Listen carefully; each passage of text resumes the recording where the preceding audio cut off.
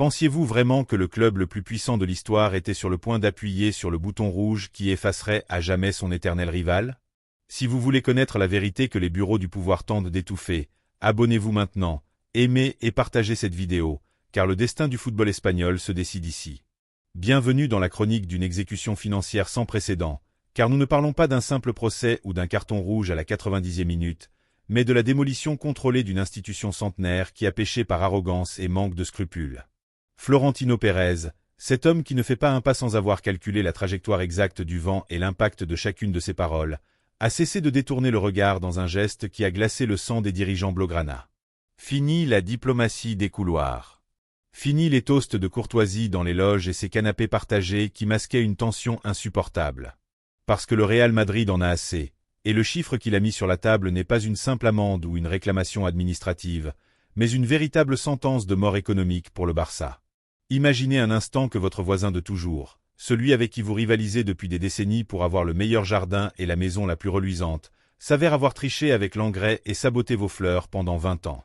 Et maintenant, vous ne voulez pas seulement qu'on lui retire les prix gagnés injustement, mais vous voulez aussi lui prendre sa propriété, sa voiture, et même son nom pour effacer son héritage de l'histoire. Eh bien, ce que vous allez entendre aujourd'hui, c'est comment le requin blanc du Bernabéu a décidé que l'affaire Negreira ne se réglerait pas par une tape dans le dos ou une sanction sportive mineure qui serait oubliée en quelques mois, mais qu'il cherche une compensation si astronomique qu'elle obligerait le Barça à entrer dans une spirale de faillite technique absolue.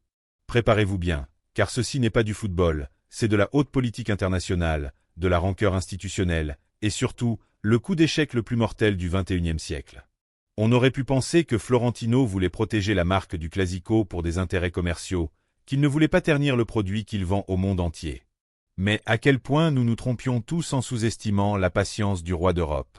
Le Madrid ne se taisait pas par peur ni par complicité, il se taisait parce qu'il préparait le missile transcontinental définitif dans l'ombre de ses sous-sols juridiques. Ils ont patiemment attendu d'avoir chaque facture originale, chaque rapport d'expert, chaque déclaration sous serment et chaque preuve à charge pour lancer le coup qui changera l'histoire pour toujours. Et attention, ils ne viennent pas demander une justice poétique ou morale, ils viennent demander de l'argent, une somme si colossale qu'elle donne le vertige à quiconque s'est additionné 2 + 2 sous pression. Le chiffre qui filtre des entrailles les plus profondes de Chamartin est une attaque directe au cœur financier du CAM, car nous parlons d'un préjudice réputationnel que le club blanc évalue à des centaines de millions d'euros. Parce que soyons francs et directs, quelle est la valeur réelle du fait que le nom de la compétition où vous êtes le roi absolu soit sous le soupçon d'une corruption systématique et organisée? Combien d'argent comptant et sonnant le Real Madrid a-t-il perdu en sponsors internationaux de premier niveau? Parce que quelqu'un dans la ville comtale a jugé bon de payer le vice-président des arbitres pendant près de 2 décennies. Florentino ne veut pas que le Barça descende en 2e division comme le demandent de nombreux supporters enflammés. Ce serait trop facile, trop rapide et même ennuyeux pour un stratège de son calibre. Florentino veut que le Barça paie jusqu'au dernier centime de la gloire qu'il a, selon la thèse madrilène, achetée dans les bureaux, tandis que les autres concouraient avec des règles différentes. La tension dans les bureaux de la Castellana pourrait actuellement se couper avec un couteau en céramique fine, car les avocats les plus chers du pays, ceux qui ne se lèvent pas pour moins de 4 chiffres de l'heure et qui ont accroché dans leur bureau les trophées des plus grandes fusions d'entreprises de l'histoire, rédigent depuis des mois un dossier qui est une véritable horreur gothique pour la direction de Joan Laporta. Ce n'est pas seulement ce qui a été fait, mais comment la facture va être payée. Le Madrid s'est constitué partie civile avec un argument qui est un chef-d'œuvre du droit sportif et commercial contemporain. Ils disent, avec une froideur qui effraie même les juges, que chaque fois que le Barça gagnait un titre national sous l'ombre allongée de Negreira, le Real Madrid perdait de la valeur marchande et du prestige mondial. Chaque une de journal au Japon, chaque contrat télévisuel aux États-Unis ou chaque accord de sponsoring en Asie du Sud-Est était négativement affecté par une compétition qui, selon eux, était totalement faussée à la racine. C'est un coup de maître d'ingénierie juridique. S'ils parviennent à prouver devant un juge que le dommage est purement économique et quantifiable, l'indemnisation pourrait être si stratosphérique que le Barça devrait vendre jusqu'aux carreaux de la Masia ou les poutres du nouveau stade pour faire face au paiement de la dette. Et ce qui est le plus frappant dans toute cette affaire, c'est que cela ne dépend plus uniquement de la justice sportive ou de ce que dit l'UEFA dans ses bureaux d'Ion. Cela passe par le civil, le pénal, là où cela fait le plus mal à une entreprise, par le portefeuille et la viabilité future. C'est une poursuite totale, un harcèlement juridique qui cherche la reddition inconditionnelle de l'ennemi historique. Est-ce la fin du célèbre prestige blanc ou simplement l'exercice suprême de la justice la plus stricte jamais vue? Dans la loge du Santiago Bernabéu, On ne parle que du recouvrement des factures impayées de 2 décennies de soupçons constants et de silence gênant. Le monde du football retient son souffle avec un nœud à la gorge, car si ce mouvement prospère dans les tribunaux, la carte du pouvoir en Europe va changer de main de manière violente avant la fin de la saison en cours.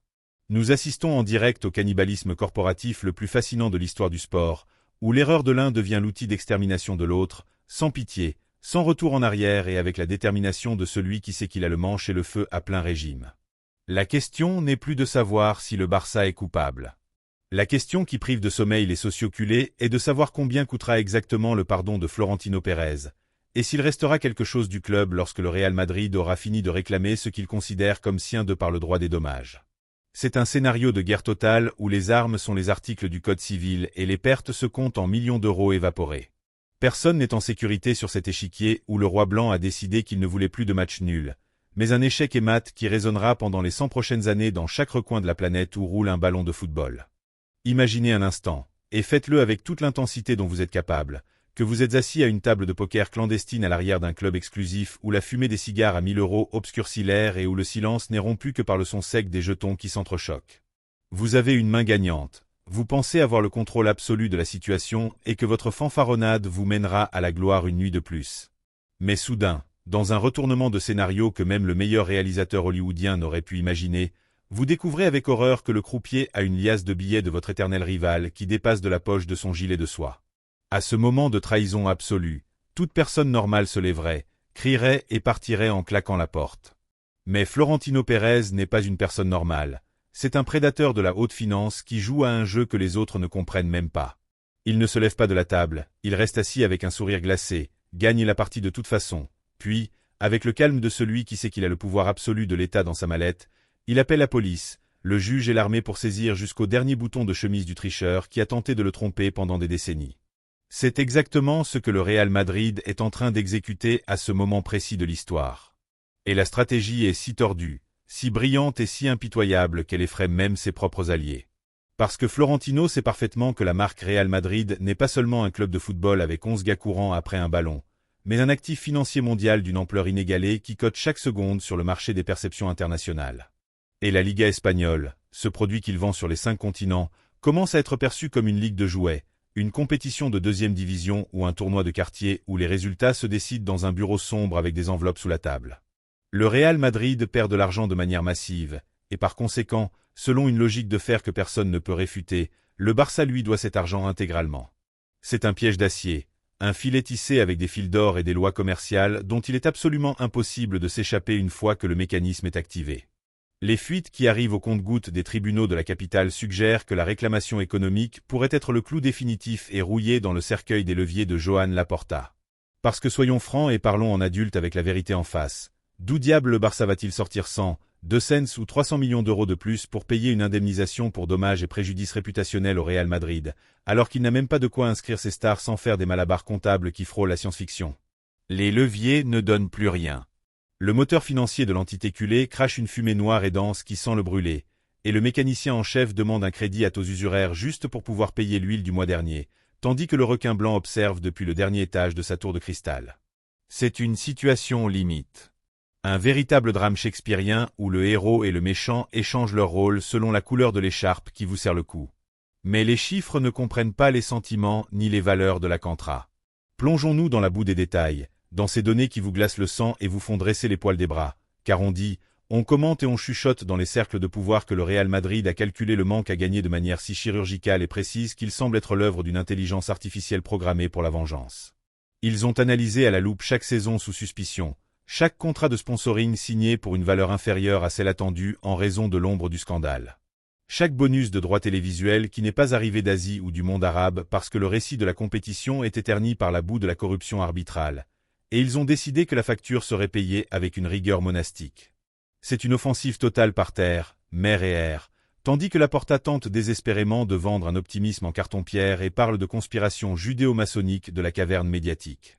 Mais la réalité est qu'à Madrid, on se contente d'archiver des documents, de sceller des preuves et d'attendre le moment de l'impact. C'est la lutte éternelle entre le charisme de l'orateur qui tente de convaincre les gradins et la comptabilité froide de l'auditeur qui ne croit que ce qu'il voit sur son écran. Et nous savons tous parfaitement qui gagne généralement dans ces batailles d'usure où le temps est le pire ennemi du débiteur. La question qui plane dans l'air de toutes les rédactions sportives, une question acide, persistante et qui sent le soufre, est « Pourquoi maintenant ?» Pourquoi lancer cette attaque nucléaire après tant de temps de prétendue coexistence pacifique et de pacte de non-agression dans la Superliga? La réponse est aussi simple qu'effrayante pour tout barceloniste, car maintenant le Barça est faible, maintenant le géant est à genoux à la recherche de sa médecine. Et dans la jungle du grand capital, les prédateurs d'élite n'attaquent pas quand le rival est à son apogée physique, mais attendent patiemment qu'il trébuche, qu'il saigne d'une blessure mal soignée et qu'il reste sans souffle au milieu de la plaine pour lancer l'attaque finale à la gorge. Florentino Pérez a vu l'opportunité historique non seulement de gagner sur le terrain, mais d'effacer la concurrence en dehors de celui-ci pour les 50 prochaines années de l'histoire du sport. L'ampleur de cette demande est d'un tel calibre que même dans les bureaux les plus élevés de l'UEFA et de la FIFA, là où se décide le destin du football mondial, toutes les alarmes rouges se sont déclenchées. Parce que si le Real Madrid parvient à faire en sorte qu'un juge civil statue que le Barça lui doit une fortune pour l'affaire Negreira, un précédent juridique si dévastateur est créé qu'il pourrait détruire le football tel que nous le connaissons aujourd'hui. N'importe quelle équipe de n'importe quelle catégorie pourrait commencer à poursuivre une autre pour une décision arbitrale erronée qui lui aurait coûté une relégation ou une qualification pour la Ligue des Champions, transformant le sport en une guerre infinie de tribunaux et de recours. Mais cela, Florentino s'en moque éperdument, car il joue dans une autre ligue de dimension cosmique. Il est dans la Superliga des affaires, où la pitié est un défaut de fabrication et où, pour lui, ce n'est pas un danger, mais le nettoyage hygiénique nécessaire d'un système qu'il considère comme corrompu et qui l'a empêché de gagner encore plus dans sa carrière déjà réussie. C'est l'arrogance du juste qui se croit élu par le destin ou l'ambition du conquérant qui n'a pas de frontières. Choisissez la version que vous préférez pour votre histoire. Mais ce qui est une vérité indéniable, c'est que la tension entre les deux clubs a atteint un point de non-retour absolu où tous les ponts ont été rompus, où les navires ont été brûlés et où il ne reste plus qu'un champ de bataille rempli de cendres légales, de factures impayées et de comptes bancaires sous surveillance constante des autorités. Pouvez-vous vraiment imaginer un monde où le Barça, avec toute son histoire et sa fierté, deviendrait de facto une propriété sous contrôle pour payer ses dettes envers le Madrid? Cela ressemble à un roman de science-fiction dystopique ou à un cauchemar pour des millions de personnes. Mais dans l'univers mental de Florentino Pérez, la réalité finit toujours par dépasser la fiction la plus sauvage par la droite et sans prévenir. Et pendant ce temps, nous, les supporters moyens, qui payons notre abonnement et notre télévision, assistons, bouche bée, à ce spectacle de cannibalisme corporatif digne des meilleures séries télévisées. Mais ne vous y trompez pas une seconde, car c'est bien plus passionnant que n'importe quel derby de pré-saison ou n'importe quelle finale de coupe. Ici, ce sont les titres de l'avenir, la capacité réelle de recruter les meilleurs joueurs de la planète, le pouvoir de décider vers où se dirige le sport roi dans la prochaine décennie qui sont en jeu. Et si le Madrid parvient à ruiner financièrement le Barça, cela mettra fin pour toujours à ce binôme qui a soutenu le football espagnol pendant plus d'un siècle d'existence. La compétition telle que nous la connaissons prendrait fin et commencerait un empire absolu d'une seule couleur sous une seule bannière.